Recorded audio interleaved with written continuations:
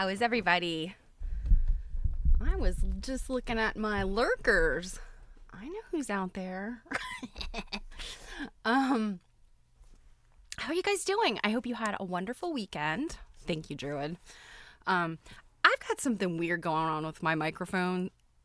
All of my settings online seem to be okay, so but the microphone lights are doing something weird, so Quiltish, oh no, COVID. Boo. I hope it's an easy case. Ugh. You guys know I had it this year and ugh, I don't ever want it again. I hope you're feeling better very soon. All the things. Drink the fluids. Okay, not too bad. Drink the fluids. Rest. Ugh. I don't even wish COVID on my worst enemies. But I hope you guys, other than Tish, had a great weekend. My weekend, hey Kate, my weekend went something like this. Dutton was on my shoulder and he says, "Hey girl, go to bed early. You've got lots of things to do next week and your sleep schedule is real bad." And then Everett was on my other shoulder and he's like, "Hey girl, you know that quilt research is best done at 3:00 in the morning." So guess who won? Everett. So I've got stuff going on this week where I have to leave my house at the crack of dawn. So tonight I got to start the go to bed at a reasonable hour schedule. And, it's, you got other people in the house and you do things like cook dinner and try to do all your noisy things during the day, as not to, because you guys know my house is small. And then I try to do the quiet stuff at night, which is, sewing and research. And, research just, you think it's a reasonable time. It's 8 p.m. Oh my goodness, there's nothing on TV. Let me go over to the computer. I'm going to get some research done. Next thing you know, it's the next day. So anyway, but exciting things I have going on this week. Tomorrow, another quilt study. Jill and a few other people are always trash talking me because I live in the Mid-Atlantic and there are, there are 3 quilt studies that I have now started regularly going to. And there are a couple other that are not too far. If I was, able to take the day out and kind of drive. So, we're pretty lousy with with the quilt study here. And other areas just don't have that as much, or they have quilt study groups and they're not active. So I know I'm very lucky. But yeah, I think it's kind of a smaller group that I'm going to tomorrow. I haven't been to this one since early in the year just because of schedules and stuff. So I'm excited. Some of the folks that go to this one I'm going to tomorrow also go to the other ones. So I did see some folks last week, but it'll be fun again to, because everybody always tries to bring different quilts. And I don't think we have a theme for this one. I can't remember. I'll have to double check, but I think I'm going to bring some family quilts because, I do have some older quilts in my collection and those are fun to bring. I think I told you guys about this one when I went to the quilt study last week and, there were some comments that there are some fabrics, a couple fabrics in here that are older than I dated the quilt itself. So that was really cool. But I love the idea of spreading a quilt out and going, I know everything about this quilt from the day it was made in 1940, whatever. So that's kind of fun. It's, we don't get very many of those quilts. And, I realize it's not, 1940 something is nowhere near as old as many of the quilts we get to look at, from other collectors. But nonetheless, I always feel like, it's a little bit of a weird flex, right? I have an old quilt and I know everything about it. So yeah, that's the one thing I've going on this week. The other thing, the thing I'm going to have to literally get up at the crack of dawn for, like 6:30 a.m. on Friday because of traffic. I live, as the crow flies, 57 miles from the DAR Museum. 57 miles. That's nothing, right? No. If you've ever been to the Baltimore, D.C. corridor, we have 2 beltways that circle cities, Baltimore's and DC's, and traffic is insane. Absolutely insane. If you look this up on Google Maps, and there's a thing, I don't know if you've used Google Maps much, but if you use it on your computer, there's some cool features. Like you can say, I want to arrive at this time, or I want to leave at this time, and it'll tell you like what's the best. So for Friday, my I want to arrive at 8:45 is like, girl, you got to leave at 6:30. Like, thanks, Google. And then for Saturday, it's a little bit less. I have to leave by like 7:30. Anyway, but what's going on at the DAR Museum is this really cool textile symposium. It is in conjunction with their Sewn in America exhibit, which has been up for a while, and I have not gotten a chance to go see it. And I think it's through the end of this year, so I will, of course, get a chance to see it this coming weekend. If you're interested in this DAR symposium, I just realized I didn't grab a link to it, but let me do that real quick, because some folks might want to do this because they have an online option, which is very cool. So you can, I'm putting this in the comments. But yeah, so it's called Making Meaning Memory, a Sewn in America Symposium. And let's see, it's 9 a.m. Friday to 4, and then Saturday it's 9 to 5. And if you go in person, you get lunch. And on Saturday, there's a private tour I think it's of that particular exhibit. So that's why I'm like, I'm going to drive down there because this is an opportunity to sort of, two birds, one stone kind of thing. So anyway, if you have the flexibility on Friday and Saturday, even if you're not anywhere near here, you can do that online version. I think it's half price. It's only like $75 for the 2 days versus, whatever I paid for to go there in person. And some of the cool things, they're talking about the sewing machine and Florida native Seminole dress, which, if you're familiar with the Seminole piecing, so interesting. It's not exactly quilting, but I'm convinced that the Native Americans who did Seminole patchwork, the Seminoles down in Florida, they pioneered strip piecing. Absolutely, in my opinion.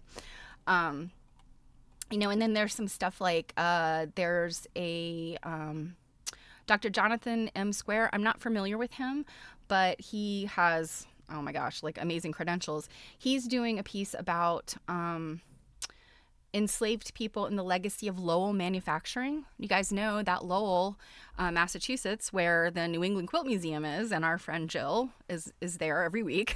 They have this really rich textile manufacturing history there. And so I'm really interested to hear what this is about.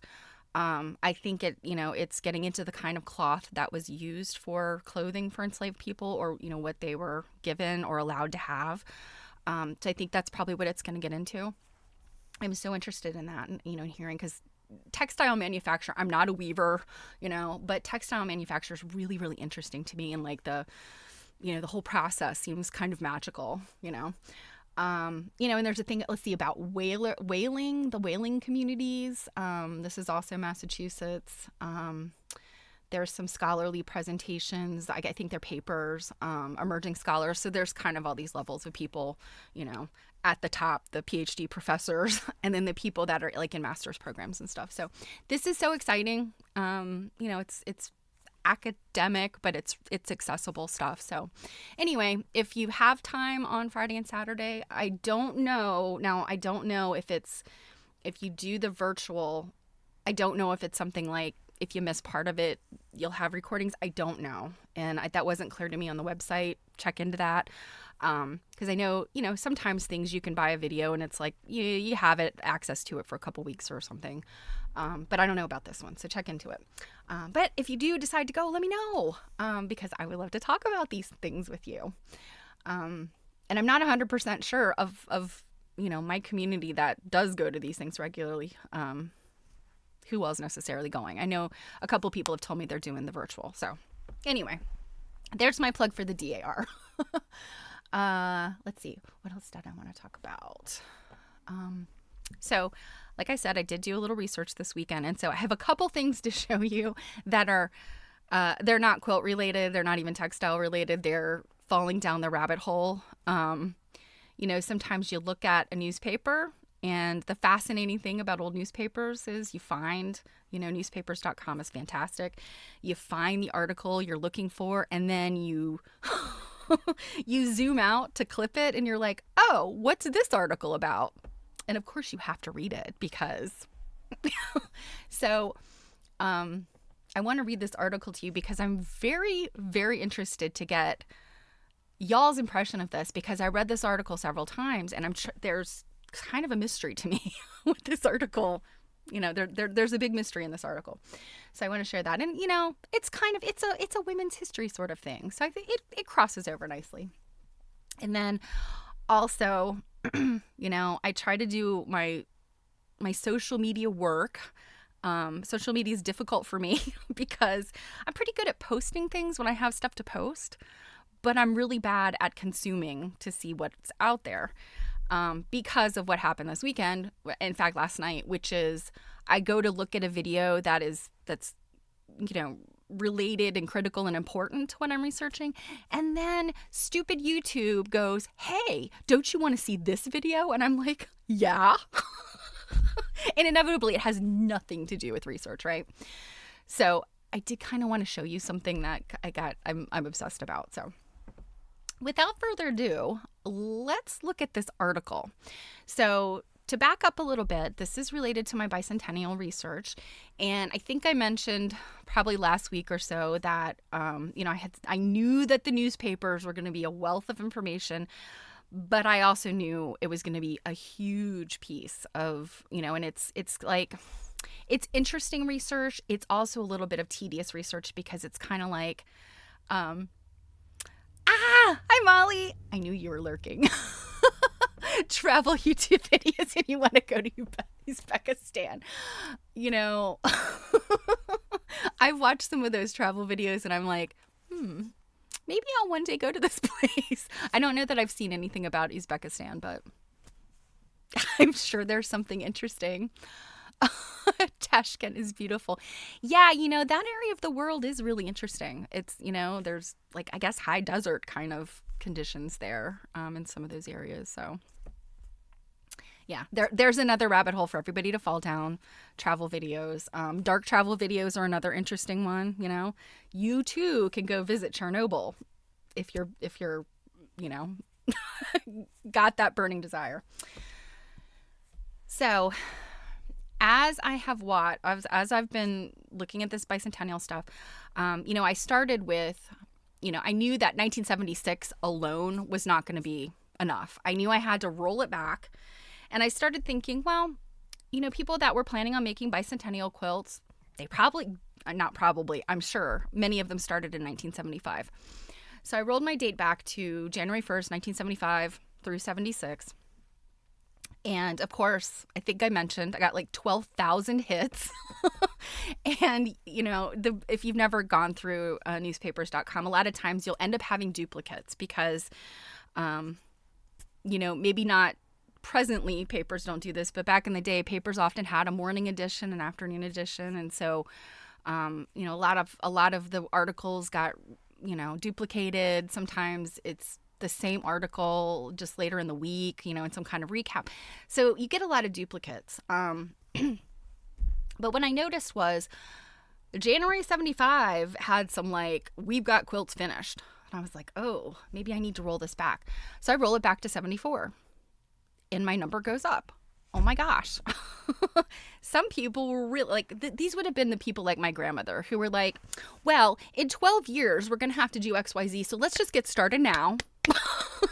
That's how I'm feeling. Some of these ladies were getting together much earlier than I would have expected.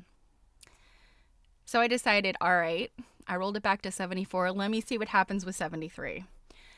And 73, the very earliest hit I have about a bicentennial quilt is February of 73. So I will at some point probably look at 72. But for right now, I'm pushing 13,000 hits in newspapers.com. And, I got to get through that stuff. So I'm kind of holding right there. Anyway, this is the February 25th, 1973 issue of the Danville Register and Bee. And let's see, is this Danville? I want to see, is this Danville, Virginia? I'm trying to remember. Yes, this is Danville, Virginia, which is down at the bottom of the state. I've been there many, many moons ago. At the time, pretty rural. Now, probably still pretty rural. So there's an article in here right beside the bicentennial info. And I believe the bicentennial info was just like, hey, we're gonna make a bicentennial quilt. Show up at the community center. Like, it was one of those things. But this article is called Women Urged to Plan Carefully Before Starting Own Business. That's the headline. And the two ladies that we have here featured, and this is Associated Press. So, you know, these women are not from Danville. They're actually, this article is coming out of New York. So, you know, AP News features writer Eve Sharbut. Let me show you a picture of these ladies. They're Claudia Jessup and Jeannie Chips. And the picture, let's see, my other screen. There we go. So this is a picture of them. And, you know, just at glance, now Jeannie Chips is on the right here, and Claudia Jessup on the left. At a glance, now, Jeannie's collar, a little big and pointy, but otherwise, I could have looked at this picture and not necessarily guessed what time period it was. Maybe Jeannie's hair is a little bit dated, but these look like ladies that just could have, you know, come out of any candid shot at any time. So I thought, oh, well, what is this article about? What is up with them? So let me read you the article. Starting a super business isn't really so difficult. All that's required are nerves of steel, absolute faith in oneself, and planning. So not really all that difficult. With $900, ambition, enthusiasm, and some good ideas, Claudia Jessup and Jeannie Chips got out of the aspiring actress business and into a new service business they called Supergirls Enterprises Ltd. They have not been successful beyond their wildest dreams, but at least they have a long list of business clients and a plus balance in their bank. When we breezed into business, there was no pre-planning, said Claudia. We had an idea and boom, we had a telephone, some assignments, and we fell in love with the business. That isn't the way we do it now. 4 years later, now, okay, this is 73, so we're talking, these two ladies got started really in 69. So, you know, 1969, two women starting a business, I mean, yeah, but also, wow, you know, it's not a time necessarily when women are like, hey, I want to start a business.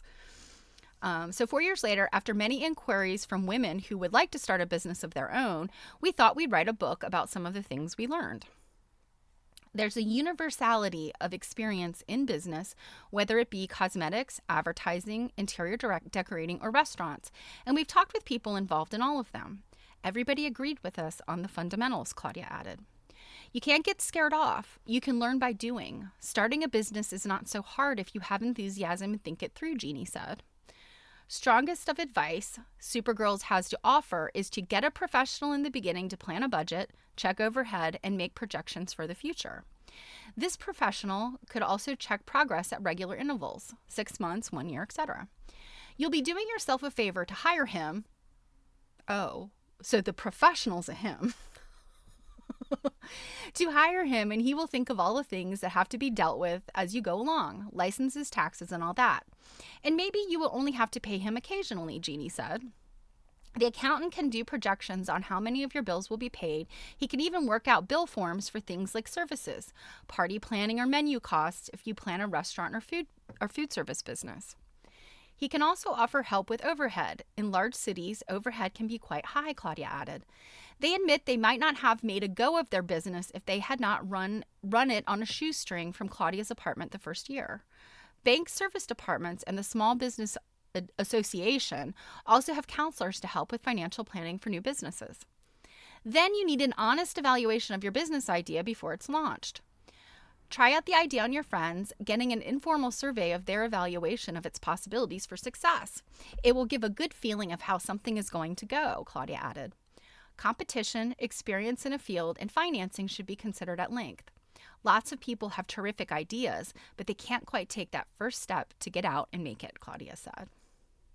The purpose, the All-Purpose Service Bureau, which Supergirls was based on. There's like a typo. The All-Purpose Service Bureau, which is Supergirls, was based on experience Jeannie and Claudia had obtained from part-time jobs they had taken while seeking their big break in the theater. So essentially, they started this business, and my guess is they're in New York. They're trying to get into Broadway, on Broadway. Based on what I've just read to you, does anybody have any idea what Claudia and Jeannie's business is? I have some guesses, but there is nothing about that article that says what these girls' business is. And I looked them up. Okay, Kate says temps. Yeah, I mean, I think that sounds as a, I did Google them. And I didn't get too deep in it because, again, it's 3:00 in the morning when I'm looking at these things. But I did find their book. So let me show it to you real quick. So this is the book. It is on Amazon. Their last edition was the third edition of the book, was created in 1991. So I would provide the link, but honestly, if you want to look it up, you can. Today, this book would not be very helpful, in my opinion, because, things you needed in 1991, I mean, I'm sure like a lot of it is probably solid business information, but things have changed so much. I can't imagine it would be all that helpful to anyone. But what I did find was interesting is there is a quote at the top, or a quote, like a, what's the word I'm looking for? Somebody famous promoting the book. And it says, this guide is filled with much useful information for making the progress of starting a business so much easier. I certainly would have found such a book helpful when I started my company back in 1951. Lillian Vernon. So, I mean, they had some street cred. Lillian Vernon gave them a review. So, anyway. I read the article and I was like, oh, this is so cool. This was before I was born. This was the year I was born. I was not out of the oven yet. So, at 50 plus years ago, I'm kind of like, this is really cool to read this article. And it was, picked up nationwide. Still don't know what these women did. So yeah, that is the kind of stuff, the rabbit holes I've fallen down. Now here's the one that is, I don't know, maybe more interesting. So are you guys familiar with mini brands? I first got familiar with mini brands when my niece, who at the time was probably 6 or 7, she's now 11, but she started collecting these things, and they're pretty freaking cool. If you like tiny things, and I know you guys like tiny things, Molly, I don't know if Inez is into these, but oh dear goodness, if she's not, don't let her know about them because they're so cool. Or maybe you yourself. Don't look, because it's an obsession. So mini brands, like literally this company, I think they're called Zuru. They literally get licensing permission to make tiny little versions of stuff. And the ones that my niece always had were just things you'd find at Target, Walmart, the grocery store. Quiltish, yep. Oh yeah, the overpackaging, yeah. The blind packaging is a problem. So basically what it is, it comes as this ball, like a leg's egg. Hey, Jan. Good to see you. So like a leg's egg, a giant round thing, and it pops open, and inside are these blind things. It'll be 4 little packages. And so yeah, this ball is wrapped in plastic twice, I think, and then the little packaging, all the little packaging. So yeah, I know. Yes, the over packaging is a problem. But the things are so cute. So let me show you the ones I'm obsessed with. I'll go back to my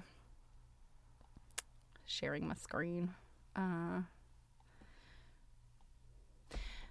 So this one's called Mini Brands Books, and you get your capsule, and inside are 5 mystery books.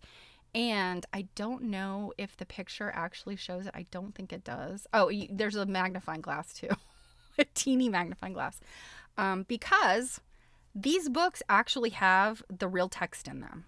They're teeny tiny books. They're mostly the things that, like, I would say it's kind of like the preteen, young adult, kind of genre. Goosebumps is kind of younger. This one, Dogman, I'm not familiar with it, but Dave Pikey is the guy who wrote Captain Underpants, so it's that genre. And then some of these other ones look like actually some books I've read, and just some kind of cool stuff. There's tiny bookmarks. I mean, I just can't. It's so fabulous. Then I literally watched a woman. Now, this is where I have no self-control. I needed to see what the video was about and just turn it off. But instead, I watched a 25-minute video of a woman unboxing these. And this is the Retro Brands collection. So all the little things that we remember from, the 80s or before. What I did love was the fact that either she's not a very technology-oriented person or she's much younger than I thought she might be, because she did not understand the difference between, let's see if I can get this picture big. Yeah. So you see the 3M up here, that thing? That's a floppy disk. They're kind of big. They came in a little cardboard thing, and the little tiny mini brand comes in a little cardboard thing, like a little sleeve. You can pull it out. She got a couple of those, and then she got one of these, the diskette, and she's like, I don't understand why this one doesn't have a sleeve and how it's different. And I'm like, oh Lord, that makes me feel super old, because I'm like, well honey, that's a 3.5 inch diskette, which it was a slightly different technology than your floppy disk up here. And it's like, I don't know, Betamax VHS, well, maybe not exactly, but yeah, you needed a different drive. I mean, come on. Yes, Quiltish. Mr. Bones Sews. I have to stay away from that Instagram account, because it's so cute and so I'm in awe of how that person does the little animation. It's all stop motion, I guess. And Mr. Bones is just so cute. So yes. But some of these things are super, I remember from the 80s, or gosh, even now. I mean, Armor All kind of still looks like that. Sun-Made Raisins, I mean, don't they still look like that too? But then some of the other things, I mean, the can of Hershey syrup, you're old if you remember that. It's been coming in a squeezy plastic bottle for a long time. The little tiny 35 millimeter film, I mean, come on. And what's cool is you can get the box that the film comes in, and then the film separately, so then you compare them. They've got this all thought out. They have a Better Homes and Gardens magazine that to me looks like it's from, I don't know, from the 50s or something. But then this other stuff is definitely the 80s. So anyway, this is my obsession. I'm like, oh my goodness. I might have to get some of these. I'm sorry for the packaging environment. I will do the very best I can to recycle this stuff. Of course, the plastic ball, of course I will recycle that. I'll find something to do with the packaging, because I can't help myself. Oh yeah, here, look, that's a little tiny, disposable camera. Mentos. Mentos. So, that's my present obsession. And, last year I did, this silly thing on Instagram where I got the Bon Maman little tiny jellies. And I thought about doing that again this year, but I think from year to year, some of those are similar. And I don't need any more jelly.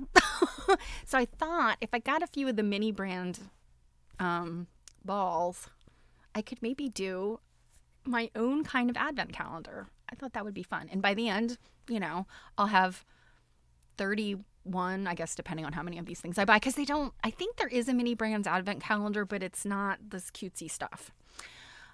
This retro stuff. They don't have one for that. So I have to kind of build my own. So anyway, that's my plan. We'll see. I know some of you guys love tiny things. Druid, I know, used to have the dollhouse thing going on, and I had a dollhouse when I was a kid, and I was obsessed with all this little stuff. But my dollhouse was kind of crappy. I had one of those like pressed board, the outside of it looks like a suburban colonial reproduction home. And unfortunately, it was damaged in a flood when I was probably a teenager. So I would love to have it today, but I am in the market for another dollhouse. The challenge is, I don't know where I'll put it.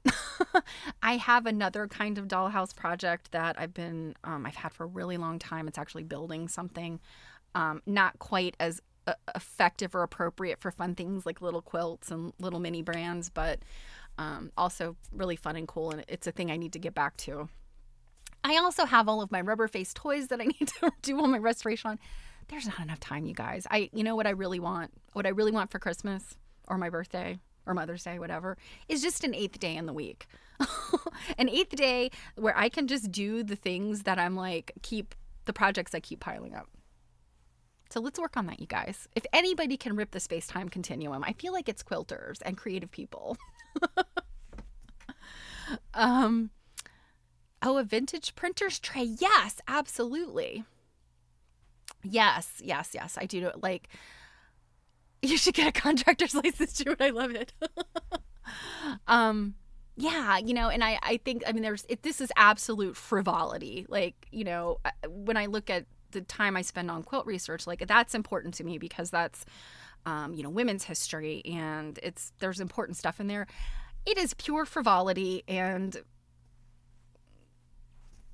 just sentimentality that I think are in dollhouses and tiny things. But nonetheless, one thing I forgot to tell you guys about, and I didn't get a great picture of it because they had like the thick, heavy plastic in front of it, the plexi. But when Jill and I and our friend Ann, what was it, weekend before last, went to the Chester County Historical Society Museum, they had a dollhouse that was built into a piece of furniture. And I sat there. They had a bench in front of it. And you could just sit and look. And I looked at it and I was like, what a lucky little girl who had this thing built for her. So imagine like the kind of cabinet that would be big enough to put like an entertainment center kind of cabinet, like big. But it had the doors that, open, and they had it set up so it was, it was open and had the, the plastic partition. And the top of it came to a point, it like a dollhouse. But the thing is, when the doors were closed, I can see how it just looks like a piece of furniture. It does not, resemble like a dollhouse. But inside it had, all of the little cubbies, little diorama sized shelving set up on the inside, and amazing little scenes of, I guess it would have been kind of early 1800s, I guess, is kind of what I would put like the time period. All the little tiny, like little textiles, and, the bed and the little drawing room. Oh, it was just precious. And then the little dolls that were in there were little China-headed dolls. I just wanted to sit there forever. And I was like, do you think anybody would notice if I got out some, screwdrivers and undid that plexiglass and like climbed inside? because it was just fantastic. So anyway, like that's my ultimate dream is to build a doll house like that. Yeah. Yes. A Barbie condo. Yes. The doors. I've seen some online projects like that, where I know one was a woman who, I guess for her daughter, she had gotten this, like a bedside table kind of thing. And I don't think it had wheels or anything on it, but she completely like retrofitted it. So it had doors that opened, and the little tiny spaces where just the drawers would have gone were these beautiful little rooms that she had made for her daughter. And I loved it. So Modern says, I got my girls mini dollhouse making kits. Yes, at hobby shops, absolutely. So each box has the makings of a room, greenhouse, coffee shop. Yep. And you build everyone. Yeah. Those are very cool. I've seen those. The one I have it's a monthly thing by this company that most of the model making, they're a hobbyist company, and I think they're nationwide or global. I think they in fact they may not even be an American company, but they have like their United States and Canada portal, and then they have their European portal. So I think they might be out of like, I don't know, somewhere in Europe. And most of the stuff they have are things like kind of big model race cars and junk like that. But they also had the Moomin house. And the Moomin they're little creatures that are, they're Scandinavian cartoon characters, basically. You think about the kind of things that we have here in the U.S., like Teenage Mutant Ninja Turtles, right? There were movies, there were books. The Moomin are kind of like that for Scandinavia. And they look sort of like they sort of look like little hippos, kind of, but not really. I can't quite describe what they look like, but if you want to Google them, it's Moomin, Moomin. So yeah, that's a project I've had, and it's to build their house. And it also has lots of little itty bitties. Yeah, Jan knows who the Moomins are. They're adorable. And I got it, and I had started building it, and some stuff happened, and I kind of had to set it aside. But monthly, the building blocks are coming in. So I literally have a giant box of building blocks. This is yet another thing. Now, the Moomin, I don't know that the mini brands would work well with the Moomins. I don't know. But, if you have a dollhouse and you want to make them use whatever your tiny things are, it is your dollhouse. You can do what you want. So maybe the Moomins will merge with some retro mini brands. I don't know. What I need is a child who is old enough to be able to do some crafty stuff. I need a child to help me with this. That's really what I need. And unfortunately, I have one child, and he's 27, and he's not interested in building a Moomin dollhouse with me. So here I am. If anybody wants to lend me their children or their grandchildren, I draw the line at bad behavior, and I will give them back. But if they want to help me build the dollhouse. So, all right, I will conclude our discussion of silly things because I have some quilty stuff to show you. One thing, as I've researched, I do constantly run across the many, many museums across, the U.S. and, some in Europe where they've really, really been working to put their collections online. The Smithsonian is doing such a great job. I know that there's stuff you can search with the Victoria and Albert in England. I haven't searched so much of the like European museums because a lot of what they have are not necessarily related to like textile research. Quilting being the democratic art of the U.S., of America.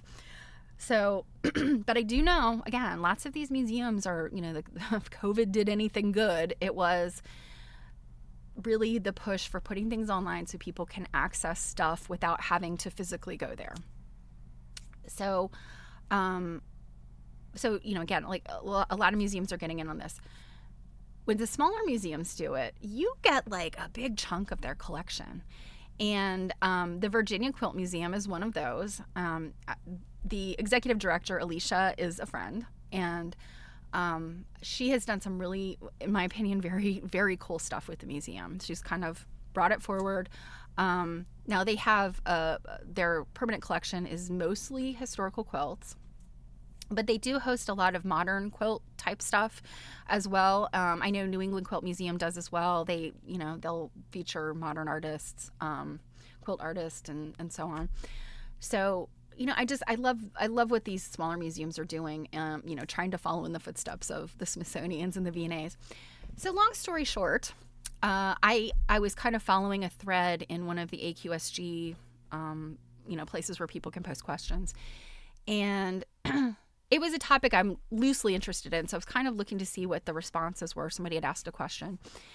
And Alicia happened to respond and say, hey, there's a quilt in our collection that might be kind of what you're might want to look at. And here's the link to, our collection. There's basically there's software out there that museums use. There's several different versions of it or companies that do it. But it's collection management software. And so they can easily put this stuff online when they have everything, in the collection management software. The Chester County Historical Society, the quilts that were from their collection, they literally had a QR code right by the quilt. You could, take your phone, look at the QR code, and pull up their the collection entry for the quilt. This is amazing. This is really cool. You don't have to be a researcher to just appreciate this. You see a cool thing and you want to know more about it. And these museums that have really, robust enough staff or people that, have the time and energy and ability to get all of this information, into these systems, I bow down because, again, it's getting this stuff in our hands when we can't travel and we can't go to the places.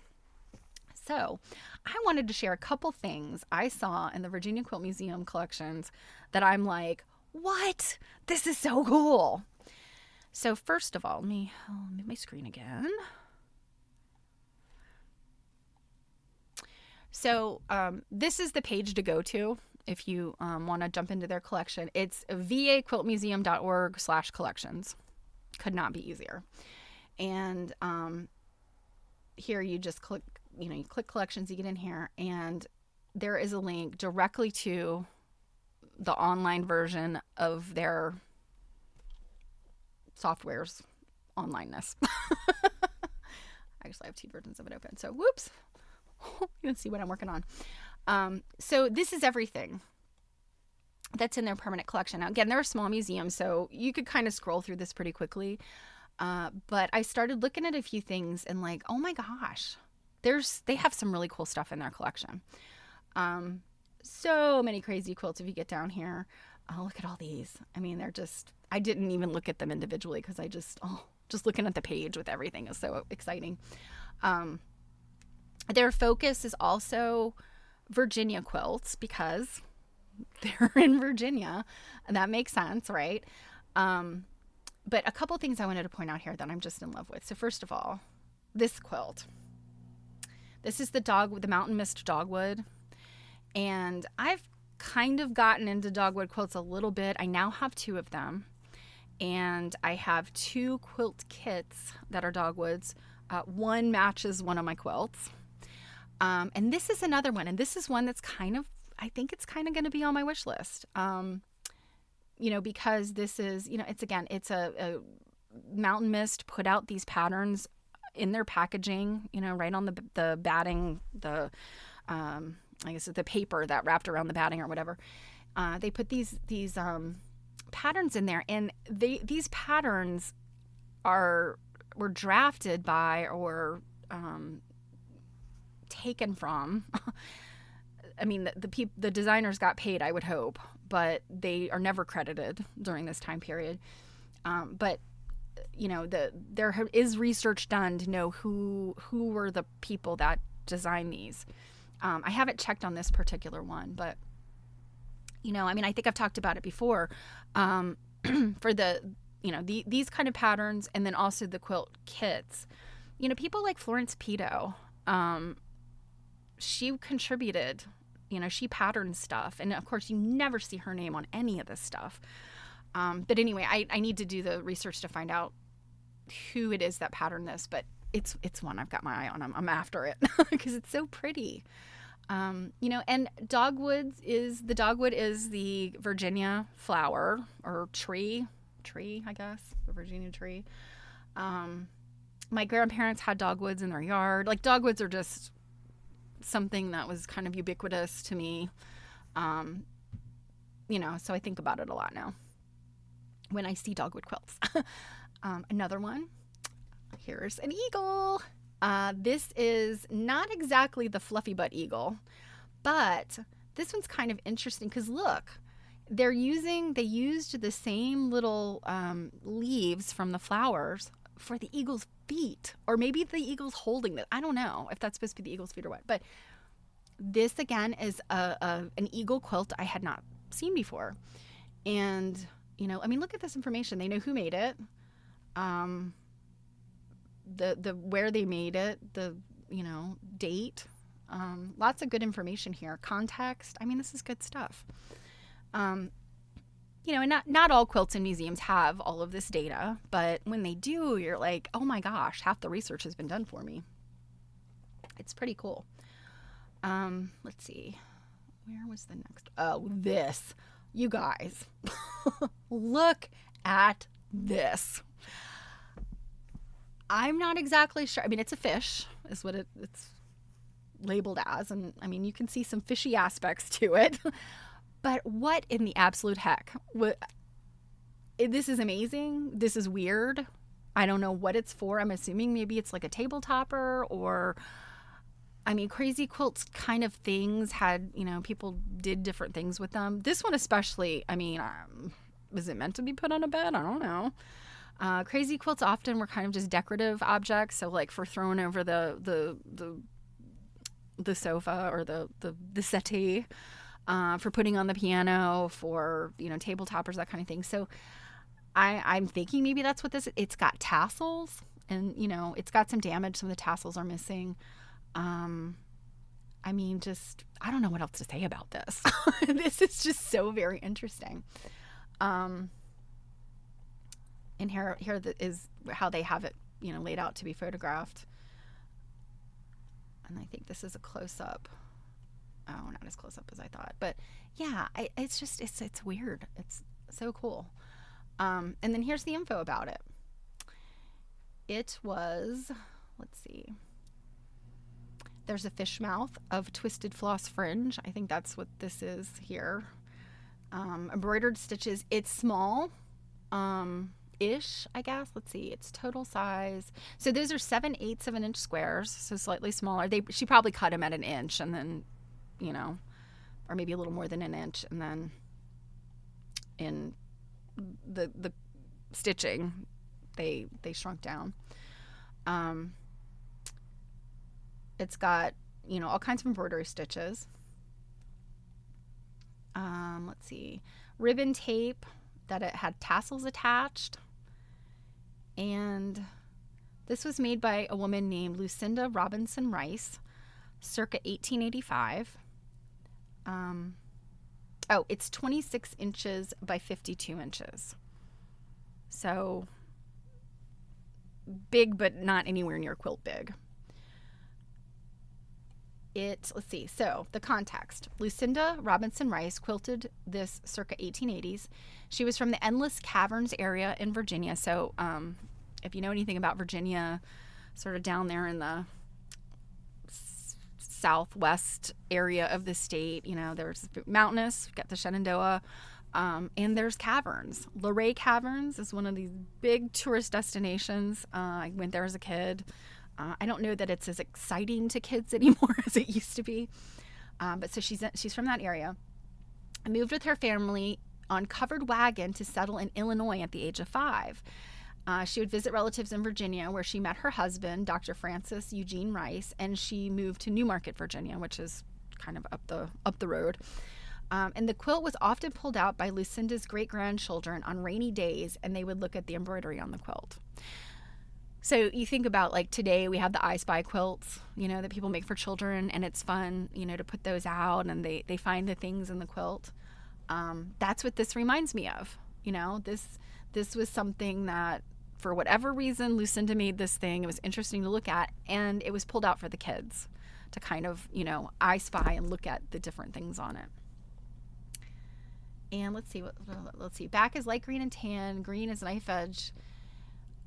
Tan fabric brought to the front. Doll quilt is attached to back. I didn't notice that earlier. I'm just noticing that now. It looks like they don't have a picture of that. I'm going to have to ask Alicia about that sometime. What is up with the doll quilt on the back of this quilt?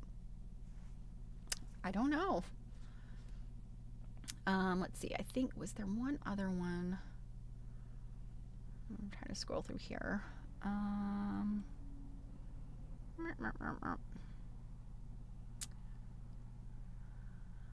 Oh, yes, this. Okay. I made this comment one time. I'm trying to think, I guess. Yeah, it was when I was in Louisville, AQSG seminar in 2023. I made a comment that, I had looked at a number of princess feather quilts with a princess feather, and they're usually red and green. The feather itself is red. Not to say I've seen every princess feather. I mean, they come in all kinds of different configurations. But I made the point I'd never seen a blue one. Well, of course, as soon as I say that, they start popping out of the woodwork. But I noticed this one, and I just love how this is kind of funky. This was a person who's like, I'm going to make some princess feathers, dang it. And they just did this kind of crazy border treatment. And then you've got the 4 princess feathers in the middle. And they are spinning in different directions, you'll notice. So, yeah, this is an interesting one. And, let's see, do we know?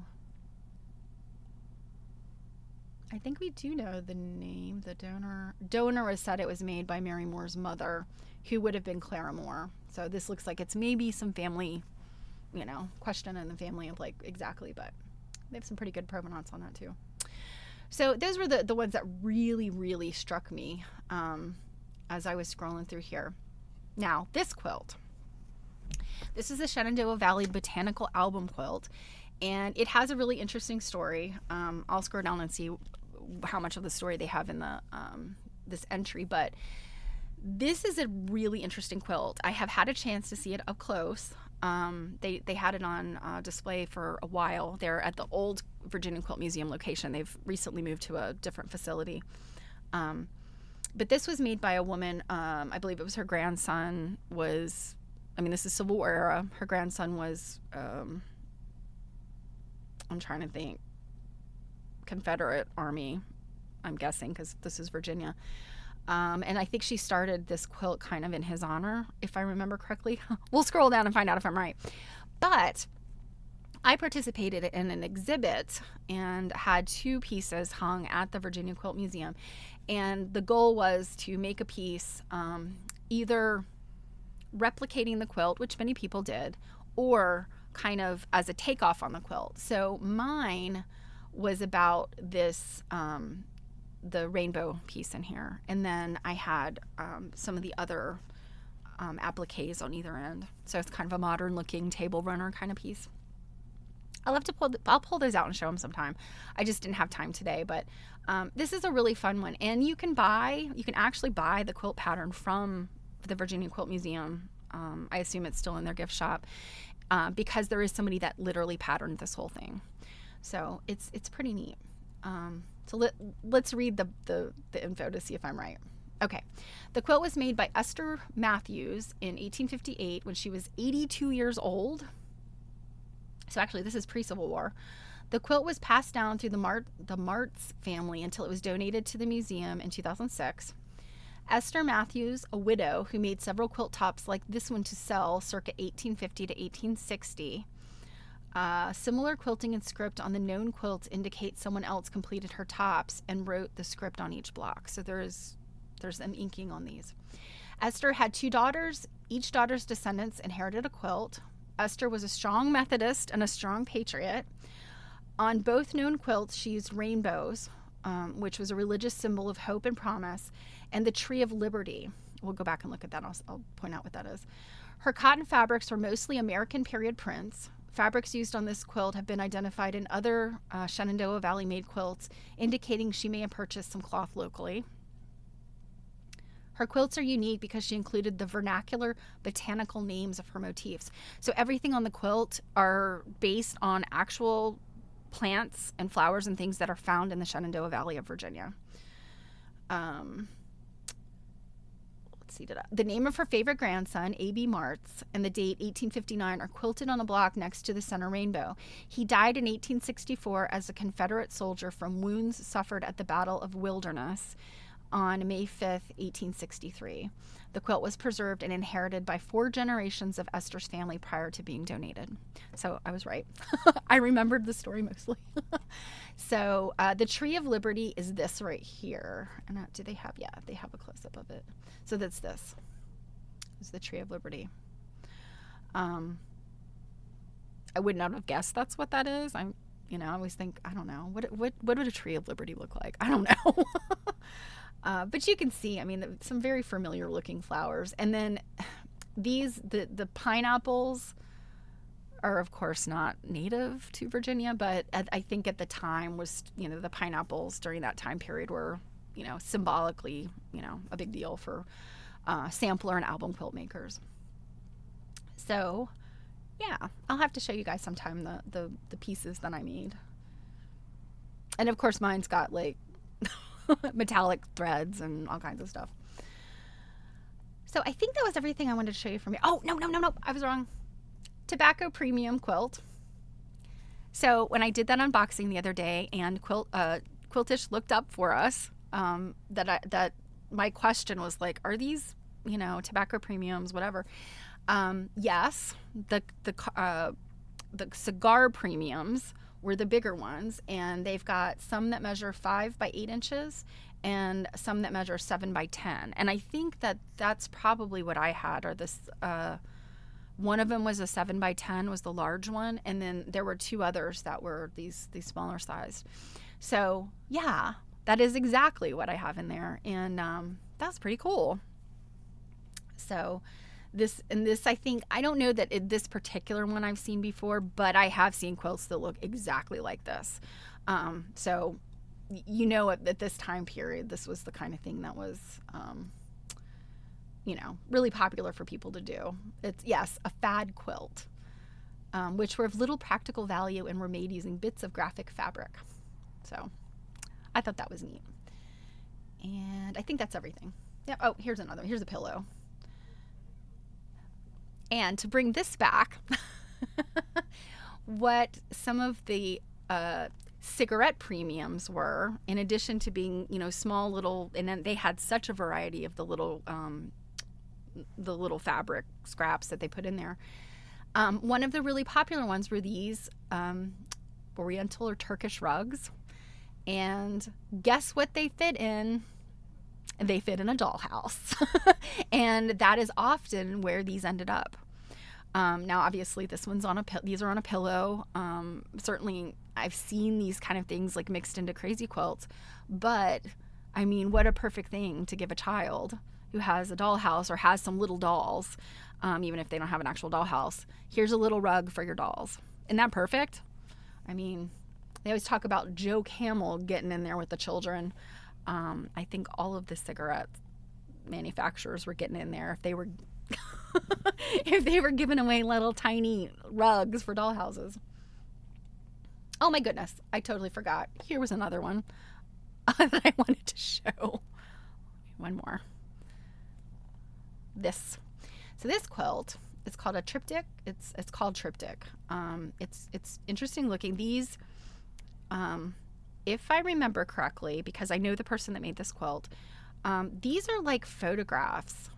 And then she's printed them through a variety of techniques on fabric. And then, she's done some cutting and splicing. And then she's kind of got, some kind of crazy quilted stuff going on here. The artist is Julia Pfaff, and she was one of my instructors when I was in school. I went to Virginia Commonwealth University for fine arts, and she was one of my she's not a professor, she was a instructor. But yeah, I just was like, I saw it and I'm like, I've seen this quilt, I know this quilt, as I was scrolling through here. So I wanted to show that off because I always admire Julia, and I really her work is very, from a modern quilting perspective, is very recognizable. I think, like, this is her style. This is what she does. Okay, that is definitely it. So I hope that sort of encourages you guys. If you've got some time on your hands, go look at these museums. Most of them, might take a little bit of searching, but most of them have a pretty clear, link somewhere in the navigation that will point to their collection and, whatever they might have online. Sometimes it's like the Virginia Quilt Museum, it's all of it. I think the Mingay in San Diego, they have a lot online. Obviously, all of the Smithsonian stuff.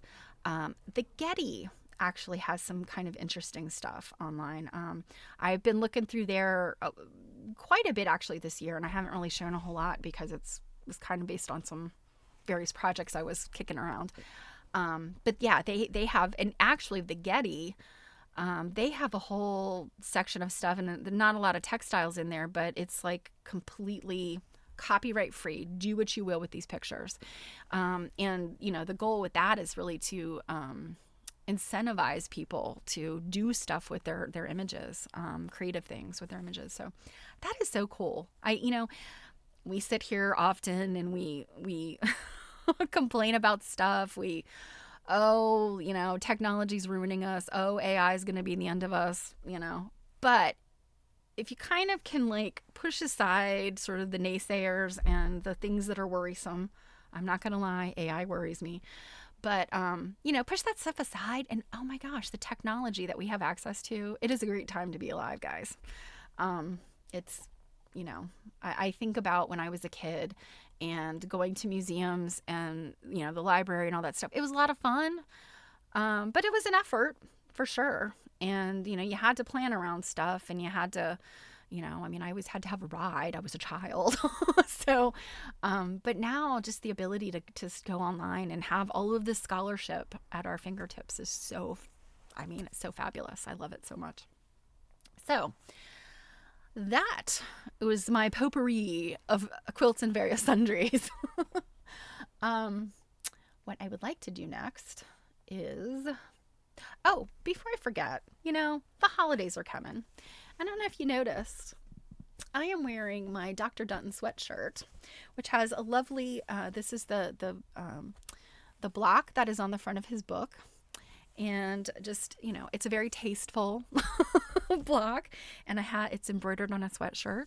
And so if anybody is interested in, looking at some quilt study goodies for, holiday gifts and whatnot, I'll just go ahead and pop that in there. I'm trying to get better at promotion. So, toot your own horn, Stephanie. Toot, toot, toot, toot.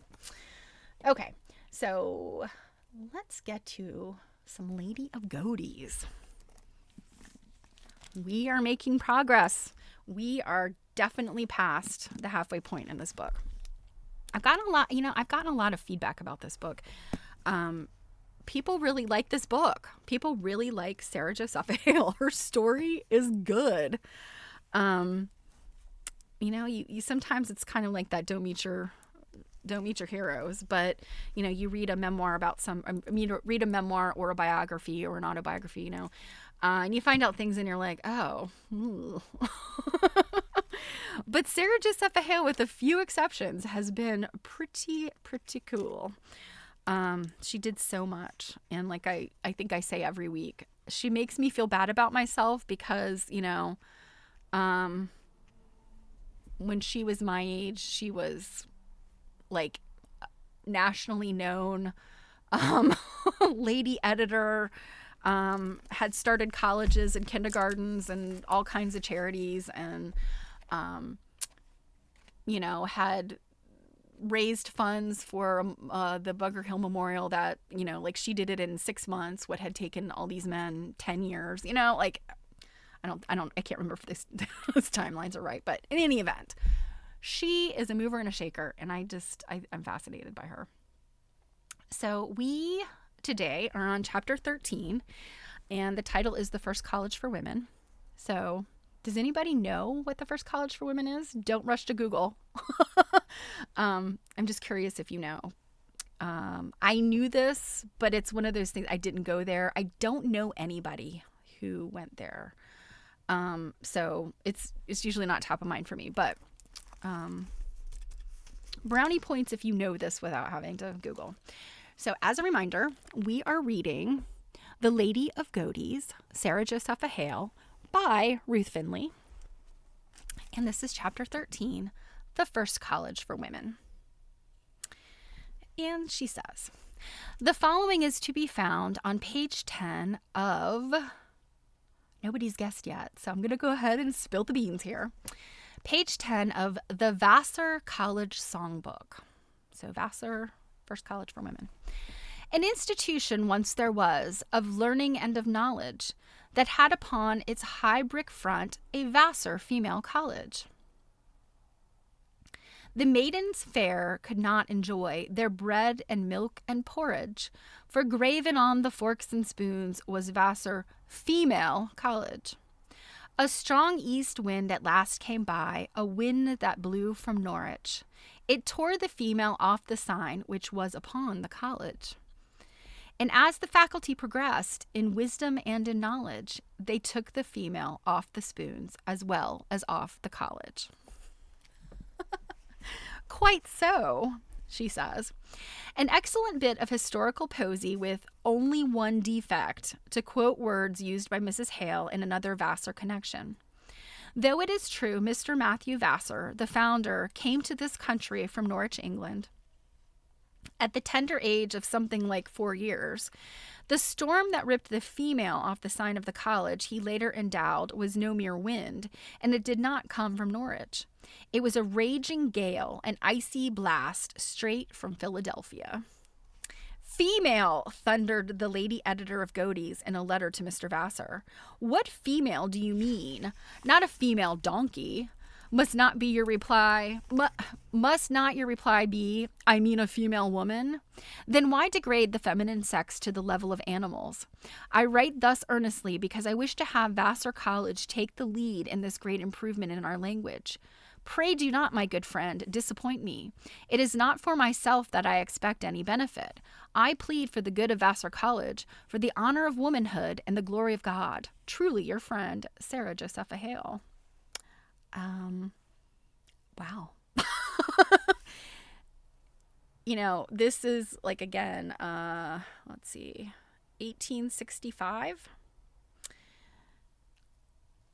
We're still trying to just get that like gender stuff ripped off of things, like, why is it a female college? Why isn't it just a college?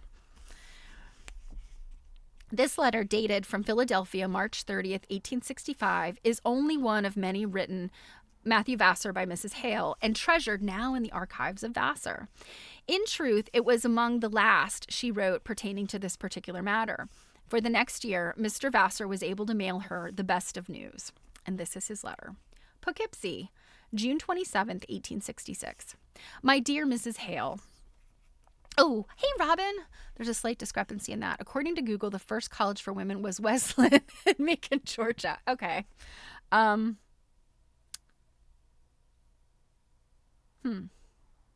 Okay. Well, Ruth Finley can always be wrong. I've always heard, I knew Wesleyan. I've always heard Vassar. But if Google is saying that Wesleyan opened in 1836, what did they say about Vassar? We don't have a... Is there a... Vassar was the first to admit women. Yeah, I don't know. We're gonna have to square this away, because I'd always heard Vassar, but you're right though. I've heard Wesleyan too. Now that I think about it. Yeah. All right. We'll figure it out. And hi, Robin, by the way. Okay. So, my dear Mrs. Hale, I hasten to inform you that the great agony is over, your long-cherished wishes realized. Woman stands redeemed, at least so far as Vassar College is concerned, from the vulgarism in the associated name of female. Yesterday opened and closed the business of the college annual trustee doings. Trustee doings, I like that. I was called on for my customary address, one essential portion of which was to urge the change of the title of the college. After some little discussion, it was unanimously decided by vote to drop the middle letter or word to read thus, Vassar College, and they then appointed a committee to prepare the necessary papers for the opening of the next legislature. The following winter, on February 1st, 1867, the New York State Legislature authorized the change of name to be made in the college charter, and so the word female as a synonym for woman was wiped out, as it were, by law. Mr. Vassar himself long had been in the habit of carefully and heavily scratching out the word female on the college letterhead when writing to Mrs. Hale. And there is a picture of this. So let's look at the picture. This is a letter from Matthew Vassar. So tender of Mrs. Hale's feelings was Mr. Vassar that when he wrote to her, he eliminated the word female from the college letterhead. This is courtesy of Vassar College. So you can see right there, he scratches out female.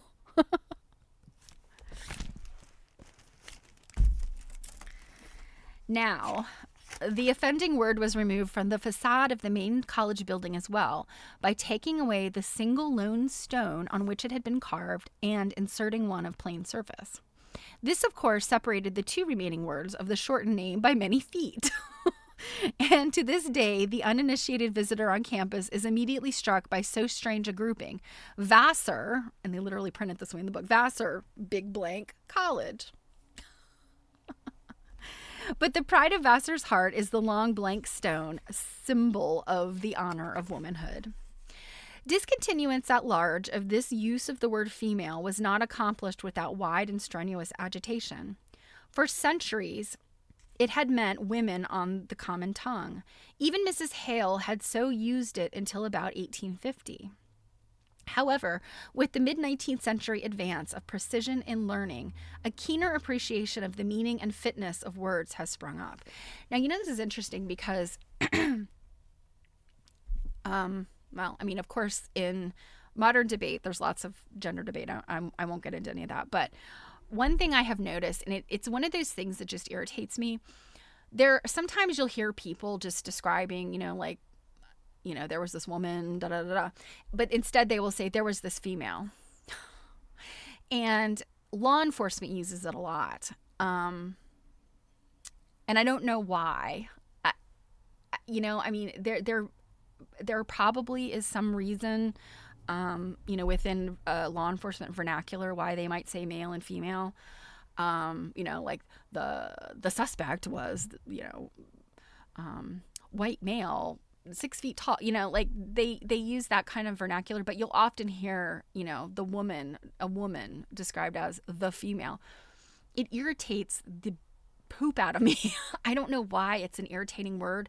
I had no idea about Sarah Hale's, annoyance with the word too. It's just something, and I can't exactly put my finger on why. It just irritates me. So good to know I have something in common with Sarah Hale.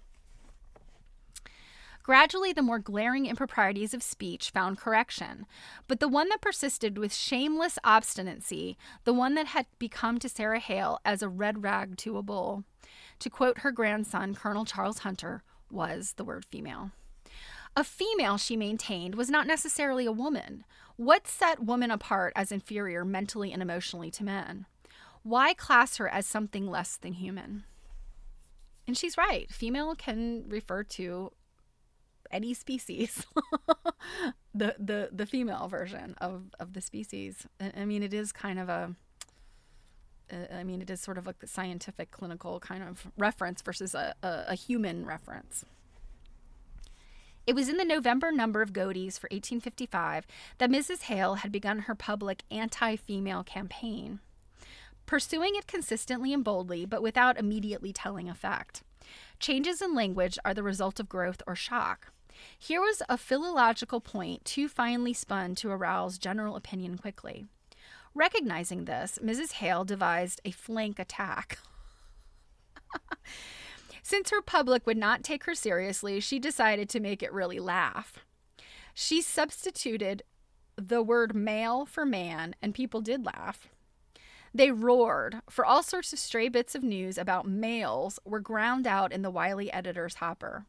In the book of July 1856, one may still read of the loss of several bundles of Godey's magazines and of the subsequent arrest of certain males who robbed the males.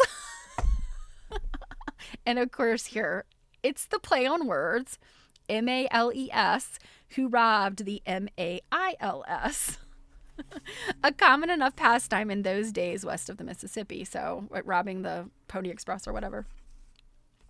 Then in the next issue, she might go back to the frontal attack, bitterly caustic at times, as when she commented on that dreadful catastrophe, the destruction of the Camden ferry boat, when, quoting a newspaper account, strong men only sought their own safety and left helpless females to their fate. Oh my goodness. Drown, ladies. I'm gonna get myself to safety. To which the Lady of Godey's added, females indeed, they might have been sheep. Thus, Sarah Hale, over a period of years, waged the battle. But to the example of Vassar, she attributed the victory. For Vassar was the shock in the field of education, the most startling departure of its times. And rightly, Mrs. Hale reasoned that if the Pioneer Women's College, the first of its kind, she harangued, ever established in the wide world, giving women at once a higher level, according to the Boston Daily Advertiser, and hailed as the beginning of a new era for our civilization by the New York Tribune. If this institution could be persuaded to take the female off its spoons, the cause of woman would be assured. Not for myself, it will be remembered, she wrote, but for the good of Vassar. Now, Vassar generously gives the credit to Sarah Hale. Her memory is revered today on the campus that stretches away in its many acres of tree-guarded beauty above the Hudson. And there is reason for her being so remembered, quite aside from linguistics. The founder of Vassar acclaimed her his good friend. Certainly no college ever had a better.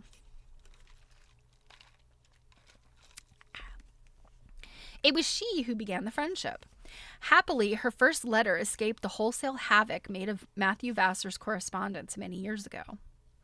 He himself had regarded that letter as so important a document of college history that he kept it among his most valuable records, where it was found upon his death. Philadelphia, September 30th, 1860. Matthew Vassar, Esquire. So I guess he was a lawyer.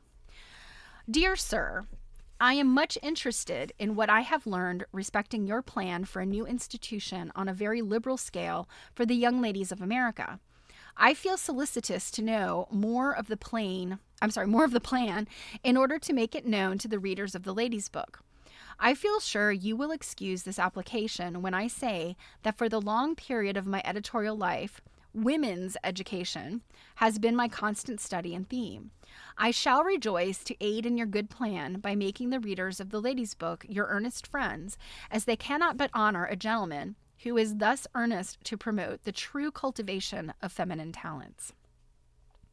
We want true women trained to the full arc of their powers of mind, heart, and soul, and taught to devote all of their duties as women. Then the world will be better as well as wiser. With much regard, truly your friend, Sarah J. Hale. This was in the days before there was such a thing as professional publicity. Paid advertising itself was still in its infancy, but for many years, Sarah Hale instinctively had employed modern publicity's best methods of popularizing worthy public movements. Her publicity campaigns showed little trace of having been premeditated or planned, evidence indeed of her utter sincerity. But at capitalizing news developments, she was past mistress. Give the public facts, she sensed, and it may convince itself. Mere views, it will surely repel the views of its own. And so, in publicity, she made few mistakes. In the Vassar campaign, none at all.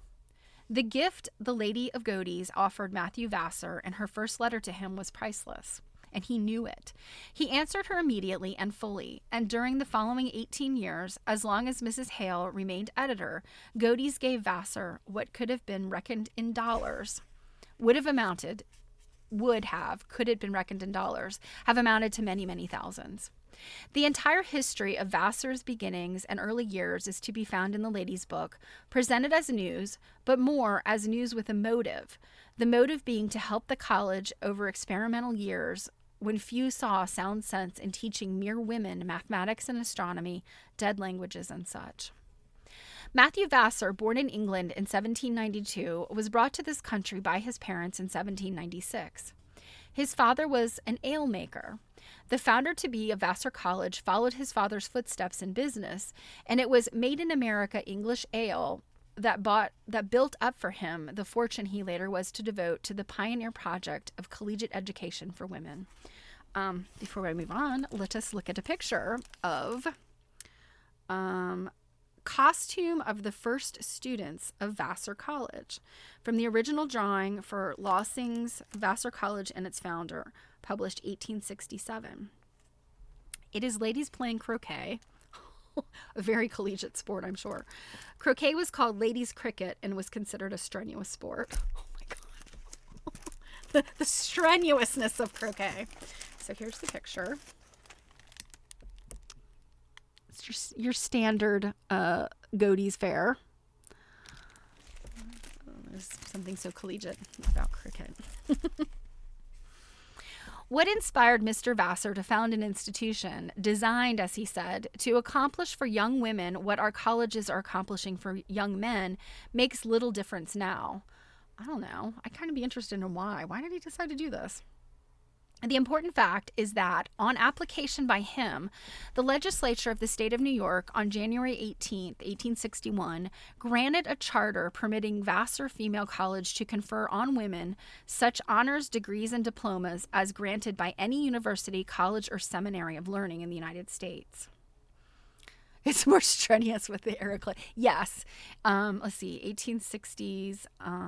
Yeah, you can't raise your arms like too terribly high with those those restricting arm size, in my opinion. But yeah, so yeah. You got a giant skirt. What hoop skirts were popular in this era, very short period of time, but yeah. This charter, as the Boston Advertiser observed, promised women educational advantages equal to those of men, Harvard, Yale, Amherst, Williams, and Dartmouth being cited in comparison. To Sarah Hale, it was as though she herself had been crowned. For more than 30 years, she had pleaded, argued, fought for higher education for women. True, during these years, female seminaries had become the fashion. Okay, I'm wondering if this is where Wesleyan fits in. So female seminaries had become the fashion. And in Ohio, Oberlin had a ladies' department, which Horace Mann, founder of Antioch College, had seen to it not only that female students were admitted, but that females as well as men were on the faculty. So I'm thinking that's probably what this is. So I'm wondering if Wesleyan was the first to admit women, whereas Vassar is the first specifically for women. Feel like we need to figure this out. In the same state, still unique in the number of its colleges, half a dozen more so-called coeducational schools had sprung up before 1860. But in none of these instances were the general standards high, while for women they were lower than for men. There were two scattered here and there over the country special schools for girls, some of them called colleges, that ranked higher than finishing schools or the popular female seminaries. But not by the wildest stretch of the imagination could they be classed with Harvard and Yale. Yeah, I think that might be it. Where, you do have these entities before Vassar, so... Godey's Lady's Book took note of them all, giving somewhat more than ordinary attention to Macon, Georgia, and Elmira, New York. So Macon, didn't we just say, Robin, was that what you said? Yep, Wesleyan College in Macon. Okay, so it sounds like That's in the mix. But Wesleyan probably isn't, gonna, let's see. Nope, Wesleyan was the first chartered to grant degrees to women. Their first graduate in 1840. Okay, yeah. So Wesleyan first admitted women. Vassar was founded for women. Okay. I think that maybe we have figured this out. If anybody knows any specifics beyond what we're finding on Google. I trust Google most of the time, so... All right. It remained, however, for Vassar to aim at an education for women comparable to that then available to men in the great colleges of the East. And for this reason, it was that Sarah Hale gave Vassar her unlimited support. It was the dream come true of the ambitious girl who had learned Latin and higher mathematics from her brother during his summer vacations. Gosh, you remember that? Was he going to Harvard or Yale? I know one of her... Oh gosh, I think I'm probably mixing Sarah Hale's children up with one of the other women we were reading about. But I feel like at least one of Sarah Hale's children went to Harvard or Yale, if I remember correctly. I have to flip back through this book. We've been reading it for so very long.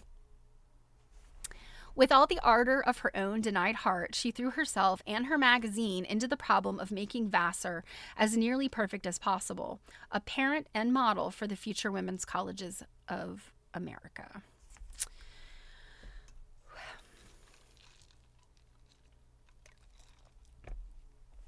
Her most important contribution to the actual operation of the college was the inclusion of women on the faculty. Here she appears to have been largely responsible. In Mr. Vassar's initial address to the Board of Trustees, though the importance of training female teachers, there's that word female again, was stressed, no reference was made to women as members of the teaching staff, and the Reverend Milo P. Jewett, first president, 1861 to 1864, was definitely opposed to the policy of a mixed faculty. Oh, how dare you, Reverend Jewett. Or president, I guess. President Jewett seems to have based his opinion or his opposition on the fear that he would be unable to find women teachers of requisite qualifications. Well, whose fault is that, men? In any event, the outline of organization, as made public late in 1863, provided for no women executives. It was then that Sarah Hale took a hand. Her first move was to publish in Godey's for February 1864 a long editorial headed as follows. Vassar College. The new plan of organization examined only one defect, and this may be easily amended. You know why. This bit of writing has come down in history as only one defect. It is thus, at least, that the original manuscript, with the editor's composing room instructions penciled on the margins, is referred to at Vassar, where it is a prized possession, interesting both for its subject matter and its authorship. The only one defect. You can hear the sirens. Mrs. Hale did not write this editorial. It embodied her ideas, but the phraseology is that of her son, Horatio Hale, the noted philologist. It was written at the time when her eyes had failed her, temporarily as it turned out, and when in consequence her son Horatio and her grandson, Richard Hunter, were relieving her in all possible ways. To Richard Hunter, Mrs. Hale was able to dictate, as they resided in the same house. To her son, who by that time was living in Canada... Oh, I didn't know that did we know that her son went to Canada? I don't remember that being... I feel like it didn't really talk... Like, the early part of the book didn't talk about her kids much more than, like, there were 5 kids. It was her habit to send an outline of what she wanted said, which he was scrupulous to follow without intruding opinions of his own. However, on the subject of women's education, he and his mother were of one mind, so that in the instance of the Vassar plan of organization, he was able to write with spontaneous enthusiasm. That portion of the editorial which suggested amendment follows. In the whole scheme of organization, we remark only one defect, but that is of such a serious nature that we hope to see it amended before the plan is finally adopted. It would seem that not only the president, but all the teachers are to be men. The only women for whom offices are proposed are some assistant teachers, a nurse, a housekeeper, and a matron. That the president of the new college should be a gentleman like Professor Jewett It is certainly desirable, but there should also be a lady superintendent who should have the more immediate control of the pupils, and all instructors should be ladies, except when properly qualified teachers of that sex cannot be found.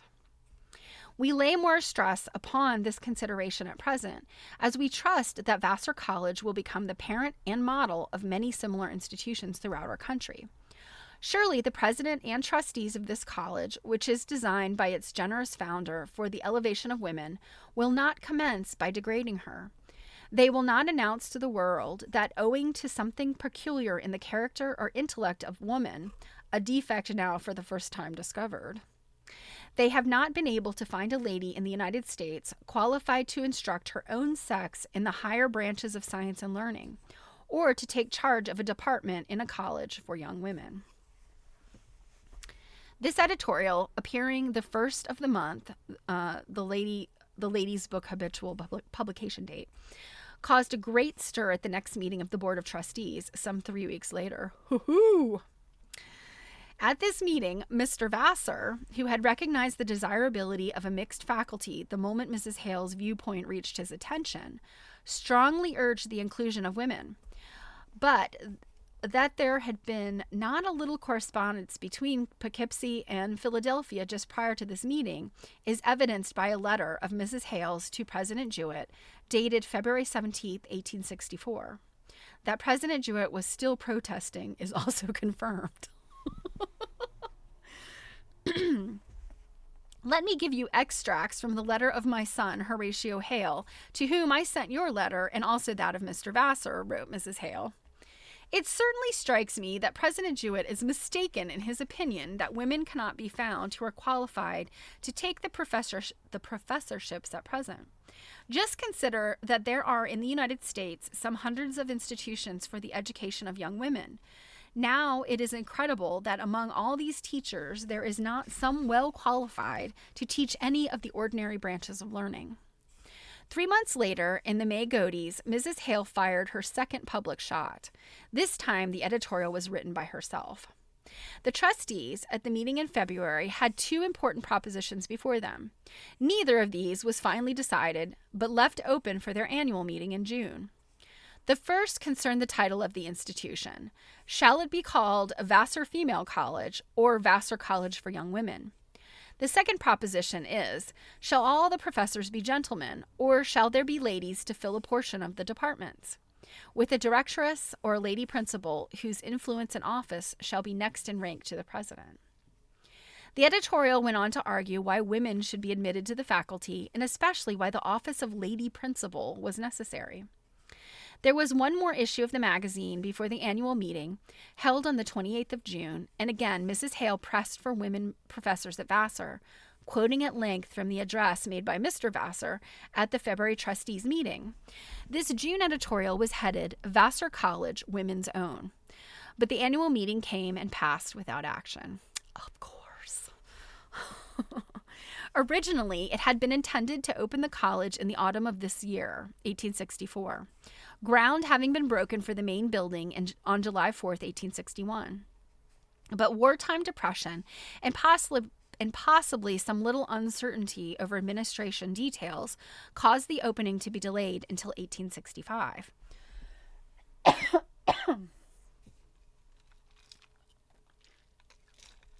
Meantime, in editorials and letters, Mrs. Hale kept battling away to have women included on the faculty. Nor did her appeals stop with letters to Mr. Vassar.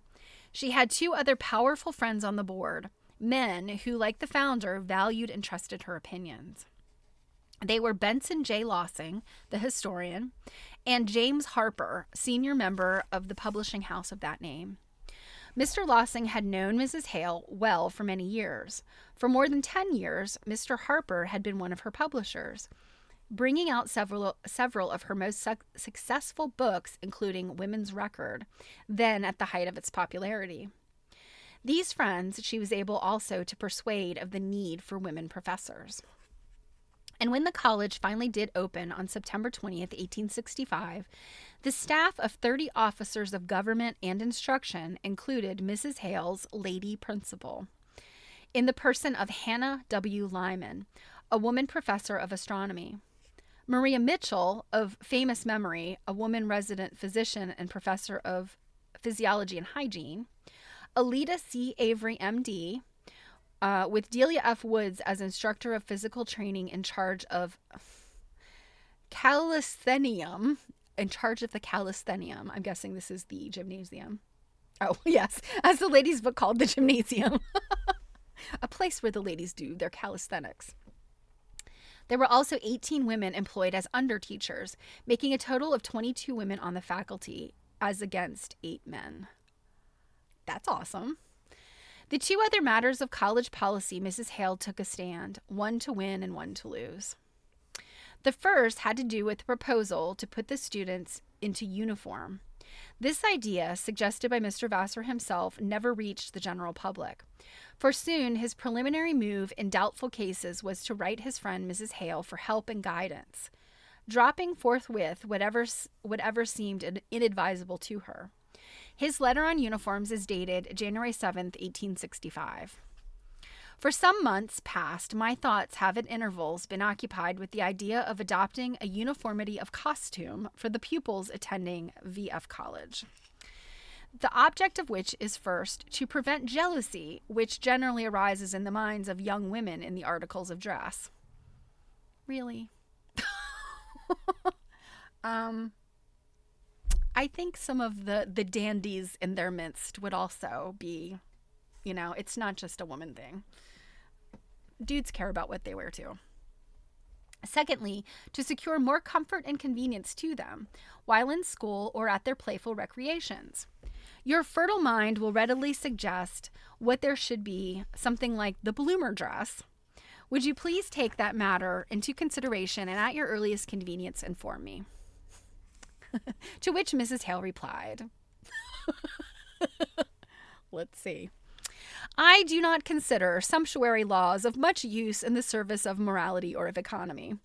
Children are not taught to walk well by keeping them in leading strings. Judgment must regulate taste, or there would be no real improvement of the pupil. Beside, the distinctions of rich and poor are all around us. There will be richer and poorer in Vassar College. Would it be well to enforce an equality of personal appearance, which cannot be found in life? Is not the training in your institution intended to prepare the young ladies for their duties in the world? So she was like, listen, Vassar, you can trust my ladies to not care about clothing. There's going to be rich, nicely dressed ladies. There's going to be poor ladies who are a little shabby. But you know what? They're there for education and not a fashion show. So shut your mouth, Vassar. It might be well to announce that simplicity and appropriateness of dress will be expected of the pupils, and that any superfluous jewelry is not approved. But I should not counsel uniformity of apparel, and any hint approaching the bloomer standard would, I greatly fear, be a serious injury to the college. Okay, so I guess she's not a fan of the bloomer, as a uniform at least. Pray pardon the frankness. I write to you, my friend, as to a brother. The best good of the institution is my only aim. Certain it is that Vassar never went into uniformity of dress, a regulation that would have proved immediately unpopular. Think of requiring young ladies to wear anything approaching the bloomer standard in 1865, and ultimately impractical, whatever the standard. The project of the lady editor that failed was her plan for a course in domestic science as a part of the college curriculum.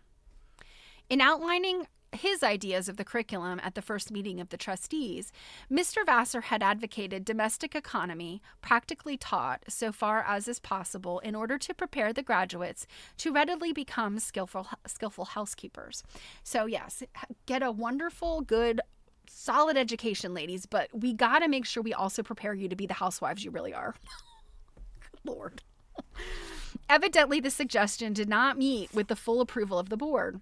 Perhaps it savored too much of the prevalent female seminary ideal of accomplishments, a banality which the major aim of Vassar was intent to avoid. Even so, the first prospectus, as viewed in the Ladies' Book for August 1865, listed domestic education as the fourth department. But though Mrs. Hale gave all possible praise, the department by no means represented what she had meant in her plea for a course in domestic science, the phrase she herself had coined in her ladies' magazine many years before. The college plan was, as quoted by the book, domestic economy will be taught theoretically through textbook and lectures by a competent instructress. Visible instruction of the principle under discussion will be furnished to the utmost practical extent in the college kitchen, larder, dining room, laundry, etc. This masculine suggestion of using the college's service quarters for laboratory purposes was rather hooted at by the author of The Good Housekeeper, Modern Cookery, The Lady's New Cookbook, Keeping House and Housekeeping, and Receipts for the Million. Receipts, by the way, are the old-timey language for recipe. She felt there was no practical extent to which any such thing was feasible, and pertinently pointed out that any kitchen, larder, laundry, etc., daily serving better than 400 persons could hardly afford to be disrupted or hindered in the performance of regular duties by investigatory visitations. Not even from the students such kitchen, larder, and laundry had been organized to serve.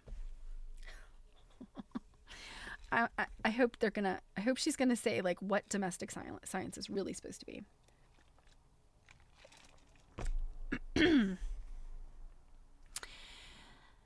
That Mr. Vassar really agreed with her and tried to carry out her ideas is shown by his letter of October 28, 1865.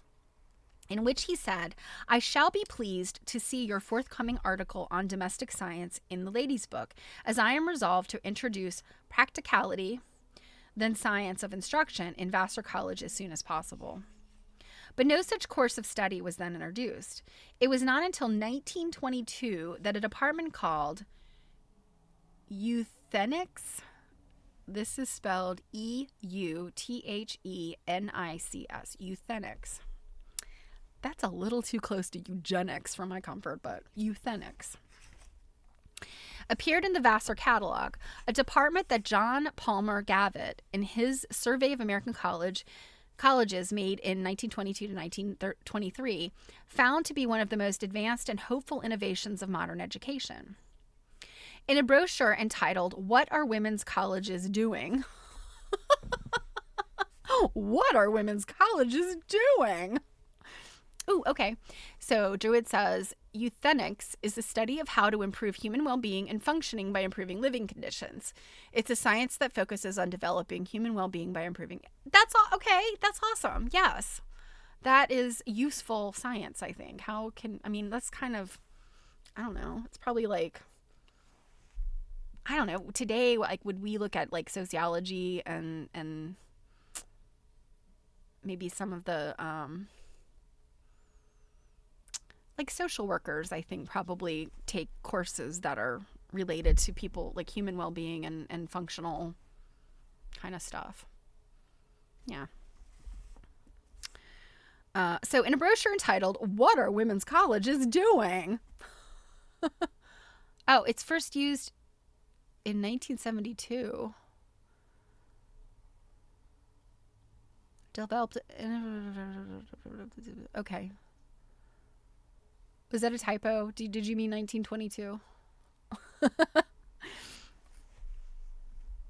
Okay, so in this brochure, reprinted from his more extensive findings originally published in the New York Evening Post, Mr. Gavitt says, Vassar College has removed herself from the list of institutions maintained, so far as official literature would indicate, for celibates. Oh my. Of the 8 colleges, 4 for men and 4 for women, visited upon this pilgrimage, Vassar is the only one which recognizes officially the existence of such a being as the homemaker. It's what came up from your research AI. Okay, AI. And this is where AI makes me put my head in my hands, because, we're reading a book that's giving us the date of 1922. And AI is like just making some crap up. But at least they got Vassar and euthenics right. But according to this, it's 1922. And according to John Palmer Gavitt in his American Colleges Survey. All right. The phrase actually occurs in print in the 58th annual catalog. So after all, Mrs. Hale's idea had not failed. And in addition to Vassar's course in euthenics, the 1929 edition of the American Educational Directory lists 107 colleges and universities as offering full domestic training. Just the course Sarah Hale advocated for Vassar 70 years ago when she insisted that the whole process of homemaking, housekeeping, and cooking, whichever has been women's special province, should be looked at as an art and a profession, since these duties properly performed require the exercise of the best qualities of mind and heart. Yeah, I mean, I feel like, homemakers always have gotten, in our lifetime, have gotten I don't know, kind of a bad rap. I mean, I think about, my mom was intermittently a homemaker and in the workforce when I was a kid. And I feel like, oh, you're just a housewife was always, it's just looked upon as like, well, you're not doing anything. You're not bringing in any money. And so many people today recognize it as otherwise. I mean, you think about women in the workforce are often also doing the work of homemaker. If they don't have a partner, if they're a single mom or they don't have a partner who contributes, I'm lucky. I've never been a homemaker, even when I have worked from home, because my husband does pick up half the slack. So I consider us both homemakers. But yeah, I mean, I feel like the homemaker even today has got, those connotations that it doesn't have as much gravitas or hard work as other things. So Druid says the opposite of euthenia is pania. I'm guessing that's where penury comes from. Yeah, deficiency or poverty. The personification of poverty and need. Okay. Well, these are new words I've learned today. But if Mrs. Hale was disappointed that Vassar did not include domestic science in its curriculum, she was more than delighted with the position taken by the college in favor of physical exercise. Here we're going to get to some croquet. Physical culture for girls, for many years a hobby of her own, was something she and the trustees saw as one. No praise was adequate to express her commendation of Vassar's stand in this regard. And if the college's ideas of calisthenics, Boston light gymnastics, was in parentheses, whatever that means, practiced in a calisthenium, seem ridiculous now, they were very questionably radical then. Here, Vassar indeed pioneered, encouraging its students to invite sunburn and freckles, theretofore avoided by ladies like the plague, by walking over the 400 acres of campus and rowing and swimming in the 2 lakes on the college grounds. Furthermore, they were invited to become proficient in such then ultra strenuous outdoor sports as to quote the listing run in Godey's for August 1865. Archery, croquet or ladies' cricket, graces, shuttlecocks, etc. I don't know what graces are, but shuttlecocks would be badminton, right? I don't know what graces is. I'm trying to think what other sports are there? Tennis? I mean, I don't know. Meantime, as Mrs. Hale's friendship with Mr. Vassar flourished, her devotion to the school increased. It was in the nature of things that so forward and advanced beyond the accepted order should meet many unanticipated difficulties. With the problems that resulted, the lady editor kept in close touch, particularly with those which the influence of her magazine might help to solve. A letter to her from Mr. Vassar, dated December 4th, 1865, is characteristic of the helpful intimacy that had developed between them. My dear Mrs. Hale, I notice your suggestion of increasing the charges of tuition. Our trustees had already anticipated the policy of deferring it until another year, although it is quite evident the present terms are too low and must be ultimately advanced. What I would suggest is that a series of articles appear in your valuable ladies' book, suggesting the idea of the ladies of America leaving by their wills legacies to the college. I remain, dear Mrs. Hale, your friend, Matthew Vassar. So he's already like, let's get some of these rich ladies to leave money to Vassar. Mr. Vassar must have forgotten that his friend already had started that campaign some 8 months before his writing of this letter.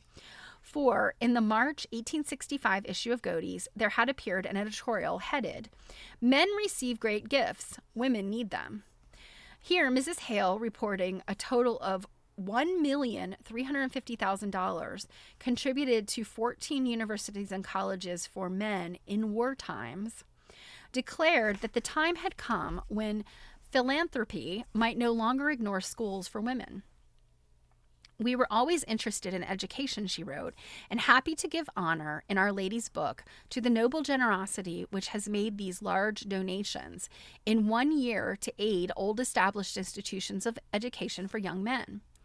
But we would suggest that the fountains of useful knowledge should not be sealed to half the human race.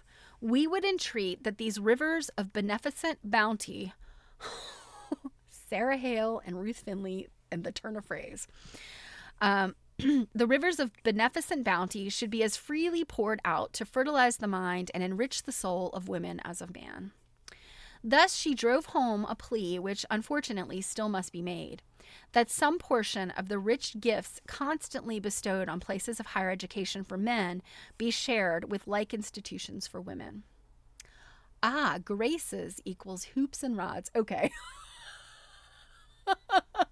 So is this the thing, like you always see like colonial children, like in the little colonial children pictures, they've got like a stick and a hoop and they're like running behind it, like keeping it rolling. I mean, no shade, people of olden days, but that is not an interesting sport in my opinion.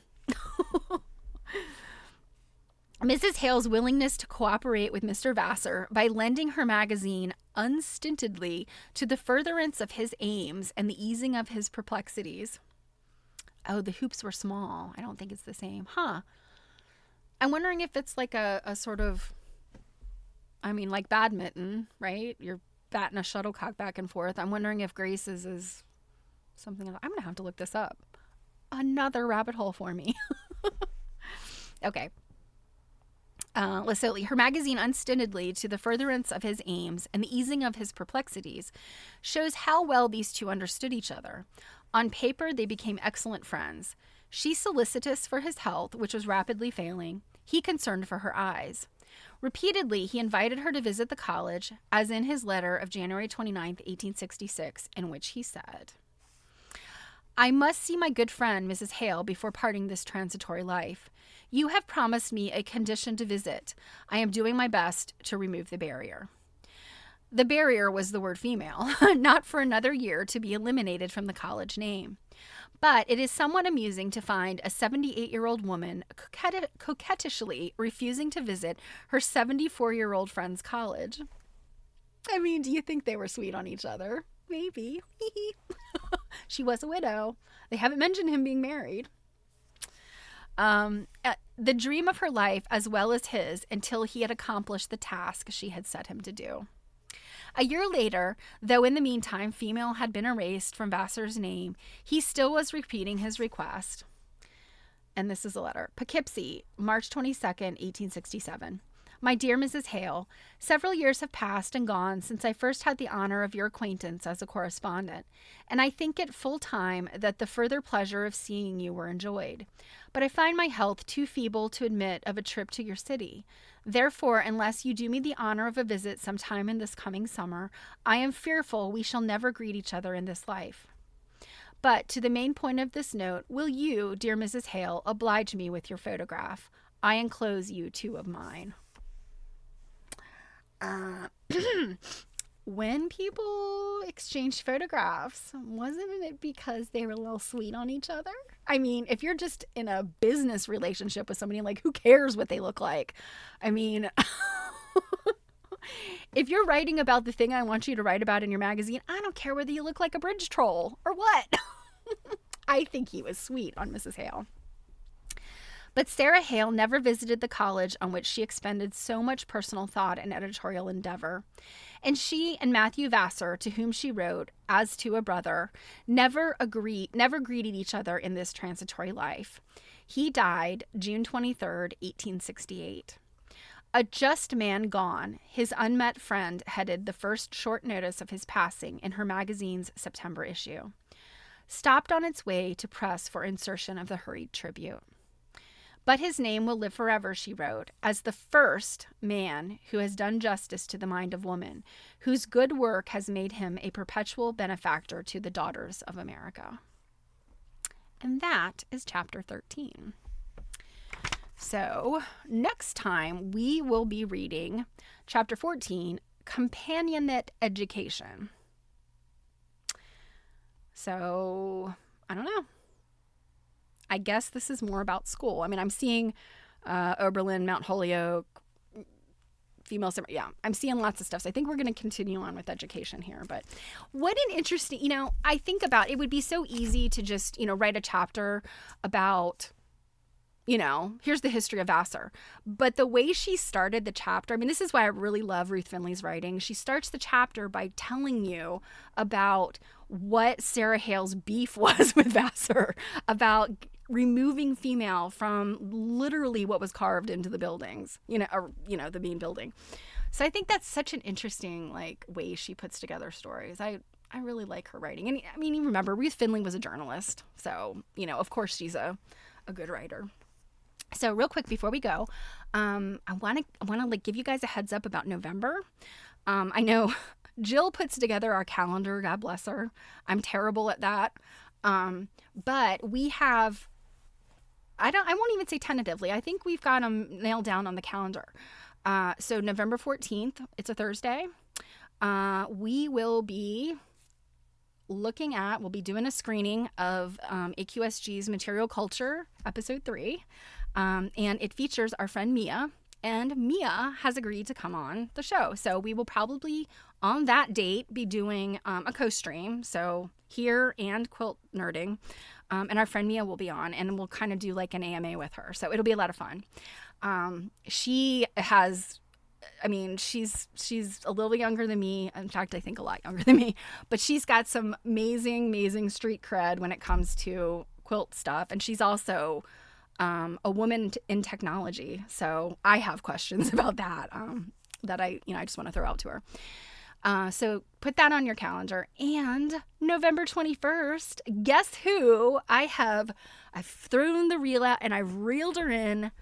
Our dear friend Mary Fawns will be visiting. So unless something comes up, November 14th, November 21st, they're both Thursdays.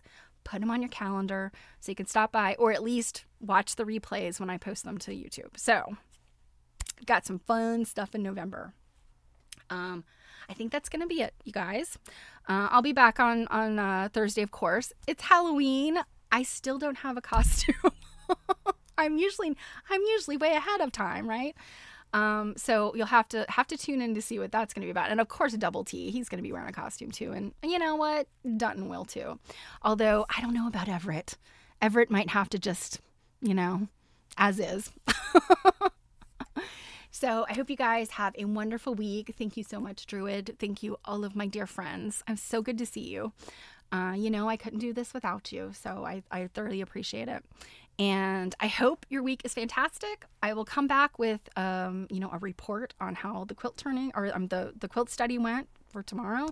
And we'll be getting ready for the DAR thing. I can't wait to tell you guys about that. That will be so interesting. So, yes. Oh, yeah, Druid. She, of course, misses you guys very much. She, of course, misses you. She asked me about you guys. She, all the things. So I will see you guys soon. So take care. Mwah!